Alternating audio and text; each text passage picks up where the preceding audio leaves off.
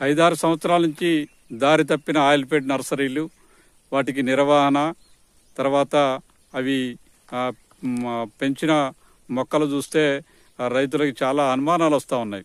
అధికారులు ఇంతవరకు ఎవరు కూడా ఈ రైతులకి వచ్చిన డౌట్స్ ఇంతవరకు నివృత్తి చేయలేదు. హార్టికల్చర్ డిపార్ట్మెంట్ కానీ లేక మనకి ఈ ఆయిల్పేట్ కంపెనీ కానీ అలాంటిది ఏమీ జరగలేదు, రైతులు ధైర్యంగా ఉండండి, ఎక్కడ అవకతవకలు జరగలేదని ఒక స్టేట్మెంట్ ఎక్కడ ఇచ్చిన దాఖలాలు కనపడతలేదన్నమాట. గత 5-6 సంవత్సరాల నుంచి మనం చూస్తూ ఉంటే ఈ ఆయిల్పేట్ నర్సరీలన్నీ గందరగోళంగా ఉన్నాయన్నమాట.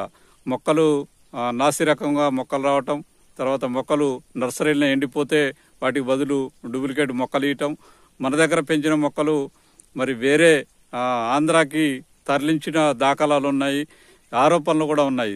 చాలా ఒకసారి 2 సార్లు కూడా అక్కడ వెళ్ళే లారీలు పట్టుకొని అక్కడ వాళ్ళు కేసు నమోదు చేశారు. తర్వాత అది ఏమైందో కూడా పత్తా లేదని అక్కడ రైతులు మనకు చెప్పడం జరిగిందనమాట. అంటే చాలా కాలంగా ఒక 5-6 సంవత్సరాల నుంచి ఈ ఆయిల్ఫెడ్ కంపెనీలో చాలా అవకతవకలు జరుగుతూ ఉన్నాయన్నమాట. ఈ ఆయిల్ఫెడ్ కంపెనీ నిర్వాహకం చూస్తే మనకి రైతులు ఇప్పటికే వేసిన రైతులకి క్లారిటీ లేదు, వాళ్ళు ఇచ్చిన మొక్కలు కరెక్టేనా కాదా అనేది ఒక డౌట్ ఉంది. తర్వాత ఇప్పుడు వస్తున్న మొక్కలు కూడా కరెక్ట్గా ఉన్నాయా లేవా, నర్సరీ నుంచి గ్యారంటీ ఉందా లేదా, కనీసం ఇప్పటికైనా అధికారులు బయటకు వచ్చి మేము ఇచ్చిన మొక్కల్లో ఎక్కడ కూడా అవకతవకలు జరగలేదు అని మరి విచారణ జరిపించి అవకతవకలు జరగలేదు, మొక్కలు గ్యారంటీగా ఉన్నాయి, రైతులు మీరు ఎవరు కూడా అధైర్యపడవద్దు, మేము మొక్కలన్నీ ఒరిజినల్ మొక్కలు ఉన్నాయి అని మరి ఆ ఫీల్డ్ విజిట్ చేసి అక్కడెక్కడెక్కడ డౌట్స్ ఉంటే అవి క్లారిటీ చేస్తే కొంచెం రైతులకి భరోసా వచ్చేది. ఇప్పుడు కొత్తగా వేసే రైతులు కూడా చాలామంది మనకి ఫోన్లు చేసి అడగటం జరిగిందనమాట. అసలు ఈ మొక్కల్లో ఒరిజినల్ ఉందా లేదా, అసలు వేయాలా వద్దా, వేస్తే నిజంగా 3-4 సంవత్సరాల తర్వాత ఈ పంట వస్తుందా రావట్లేదా, ఇక్కడ వీళ్ళు ఎవరు చెప్పే పరిస్థితి లేదనేది చాలామంది డౌట్స్ మనకి చెప్పడం జరిగింది. కాబట్టి మీరు ఆయిల్పేట్ కంపెనీ లేక ఈ మన హార్టికల్చర్ డిపార్ట్మెంట్ ఎవరో ఒకళ్ళైతే దీనికి బాధ్యత తీసుకోవాల్సిందే, దీనికి సమాధానం అయితే ఖచ్చితంగా రైతులు చెప్పాల్సిందే.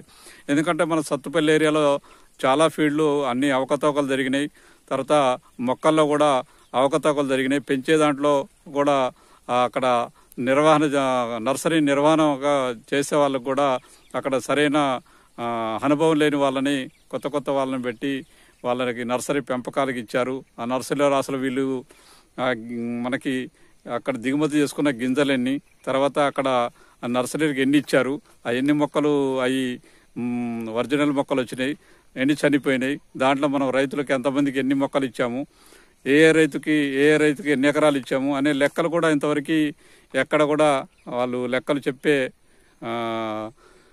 వ్యవహారం అయితే మనకు కనపడతలేదన్నమాట. అన్నీ అంతా అవకతవకలు జరిగినట్టు అక్కడ మరి ఆ ఏరియా రైతులు చాలామంది ఆయిల్ఫెడ్ కంపెనీ మీద చాలా ఆరోపణలు చేయటం జరిగిందనమాట.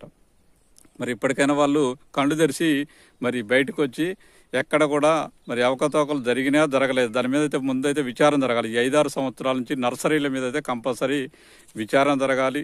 ఆ నర్సరీలో ఏం జరిగినాయి, నర్సరీలో మొక్కలు సరిగా ఉన్నాయా లేవా, వాటి నిర్వహణ ఏంటి, ఈ కథ ఏంటి, రైతులకి మనం ఇచ్చిన రైతులకి ఇప్పుడు వాళ్ళకి మనం భరోసా ఎలా ఇవ్వాలి అనే దాని మీద వాళ్ళు క్లారిటీ అయితే ఇవ్వాల్సి ఉంది. లేకపోతే రైతులు ఇంకా అయోమయంలో ఉన్నారు. అది ఎట్లా పోతే మరి వారు చెప్పిన సబ్సిడీలు ఇంతవరకు ఏదైతే రైతుకు ప్రోత్సాహకం ఇస్తామన్నారో ఇంతవరకు ఎక్కడ ఇచ్చిన దాఖలాలు కూడా లేవు. మొక్కలైతే ఇచ్చుకుంటూ పోయారు, ఆ మొక్కల్లో కూడా చాలా అవకతవకలు. ఎందుకంటే అప్పుడు బాగా టైట్ ఉంది, మొక్కల్లో డిమాండ్ బాగుంటుందో మరి ఆంధ్రాలో ఒక్కొక్క మొక్క 500 కట్ల అమ్మారనేది, ఆంధ్ర సప్లై చేశారనేది, ఈ ఆయిల్ఫెడ్ కంపెనీ నుంచి పోయినాయి అనేది చాలా ఆరోపణలు ఉన్నాయి. మరి ఆ నిజమా కాదా? అందుకనే మనం మెయిన్ నర్సరీల మీద మనం నిఘా లేదు, నర్సరీల మీద హార్టికల్చర్ నిఘా లేదు, తర్వాత ఈ ఆయిల్ఫెడ్ కూడా అంత పట్టించుకున్న దాఖలాలు లేవు. అంటే అధికారులకు తెలవకోకుండా నర్సరీల నుంచి అక్కడ మొక్కలు పోవు అనేది అక్కడ ఉన్న రైతుల డౌటు. కాబట్టి అక్కడ ఈ 6 సంవత్సరాల నుంచి అక్కడ ఫామ్ ఆయిల్ నర్సరీలో అసలు ఏం జరిగింది అనే దాని మీద అయితే కంపల్సరీ విచారణ జరిపిస్తే అప్పుడు బయటికి వస్తారు, అప్పుడు రైతులకి న్యాయం జరుగుద్ది అనేది అక్కడ రైతులు కోరుకుంటా ఉన్నారు. ఈ ఆయిల్ఫెడ్ కంపెనీలో మొక్కలు వేసిన వాళ్ళంతా చాలా ఆందోళన చెందుతూ ఉన్నారు, చాలా గందరగోళంలో ఉన్నారు. కాబట్టి వాళ్ళందరికీ సరైన సమాధానం ఈ ఆయిల్పేట్ కంపెనీయా లేకపోతే హార్టికల్చర్ డిపార్ట్మెంటా, ఈ రెండు ఏదో ఒకటైతే సమాధానం చెప్పాల్సింది. ఖమ్మం జిల్లాలో ఈ ఆయిల్పేట్ నర్సరీలో పెంచిన మొక్కల నుంచి దాదాపు 30% మొక్కలు దాదాపు పక్క రాష్ట్రాలకు తరిగిపోయినాయన్నది ప్రధానమైన అక్కడ ఆరోపణ ఉంది. ఈ ఆరోపణ కూడా కరెక్టా కాదా, దీని మీద విచారణ జరపాల్సిన బాధ్యత అయితే ఈ ఆయిల్పేట్ కంపెనీ అధికారుల మీద, హార్టికల్చర్ అధికారుల మీద ఉన్నది. ఎందుకంటే వాళ్ళకున్న డౌట్స్ అయితే క్లియర్ చేయాలి. ఎందుకంటే దాదాపుగా 30% మొక్కలు బయట రాష్ట్రానికి అమ్ముకున్నారు అనేది ఆరోపణ అక్కడ బాగా వినిపిస్తున్న రైతుల నోట వినిపిస్తున్న మాట. మంచి మొక్కలు ఆ 30% ఇచ్చిన మొక్కల్లో ఆ 30% ఏదైతే డూప్లికేట్ మొక్కలు యువతల రైతులకు ఇచ్చారన్నది వాళ్ళ ప్రధాన ఆరోపణ. ఈ ఆరోపణ రుజువు చేయాలంటే దాని మీద ఖచ్చితంగా ఈ 5-6 సంవత్సరాల నుంచి ఈ నర్సరీల మీద కంపల్సరీ విచారణ జరగాలి. అక్కడ ఎవరైనా తప్పు చేసి ఉంటే వాళ్ళ మీద కఠిన చర్యలు తీసుకోవాల్సిన బాధ్యత అయితే కంపల్సరీ ఉంది. ఎందుకంటే పామ్ ఆయిల్ పంట మనం వేసినాక దాదాపు 30 సంవత్సరాలు మనం పంట వస్తుంది అనేది ప్రతి రైతు కూడా వీళ్ళు ఆశలు కల్పించి వీళ్ళు చెప్పారన్నమాట. వాస్తవంగా 30 సంవత్సరాలు మనకి పామ్ ఆయిల్ కూడా వస్తుంది, మంచి మొక్కలు అయితే వస్తుంది. అందుకనే దాన్ని ఏం చేయాలంటే మేము ఇప్పుడు 30 సంవత్సరాల్లో పామ్ ఆయిల్ మొక్కల్ని మనం ఇప్పుడు వేసాము, తర్వాత పంట రాకపోతే మన పరిస్థితి ఏంటి, ఈ మొక్కలు ఒరిజినల్ మొక్కలు కాకపోతే మన పరిస్థితి ఏంటని ప్రతి రైతు కూడా ఆలోచనలో ఉన్నారు. వేసే రైతు కూడా కొంచెం ఆసి తూసి వెనక ముందు ఆడుతున్న పరిస్థితి ఉంది.